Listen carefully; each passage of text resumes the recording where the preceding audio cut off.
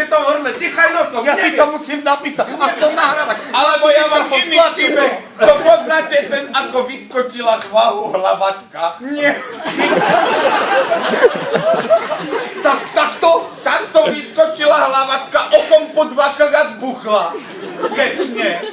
A vyskočila, prišla, normálne, takto sa pomaly na tých plutvách hýbala. A prišla po ulici 15 metrov a vošla do pohostinstva, obkryla sa o bank a povedala... A jeden, co videl, sa zastrelil.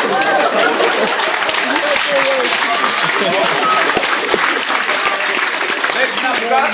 Vy máte niečo? Toto je super. Ale to pridajte nejaký prípad, na ktorý to namontujeme. Nie, ja nemám prípady, mne len tak chodia, ja už neviem, čo si na ne vymýšľať. No a na ktoge, napríklad? No napríklad, tam bol jeden taký, hej. Jeden, není to málo. To si teraz spomínam.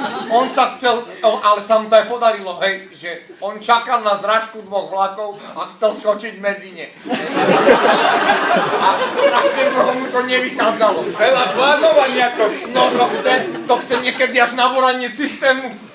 No, áno. Aj tak sa, to je ľudský faktor, opraví každú chybu. Jasne. To je raz za čas. Alebo to som vám hovoril. Čo? Jak stúpla voda, Mám dikta. tak aj klesla. Prepáčte. Nebolo nič. Ale také správy píšte, aby mali pocit, že čo to tu mám vymýšľať? Našiel som kovavý nožík. Asi ho niekto zahodil. Bodka. Vyriešené. Čo tam patka? Jaké dná a testy. A možno, Zahodený, čo je na zemi, sa nedvíha. alebo možno ho niekto len tak stratil. Jasne, bol si ho zakrvaviť a potom tu ho stratím. To keď ľudia je. No, jasne. Lebo niektorí to aj zahadzujú. A niektorí nie. Ale to sa ako to je nuda, každý to zahodí. Povie, že a dotyčný stratil predmet. No, alebo...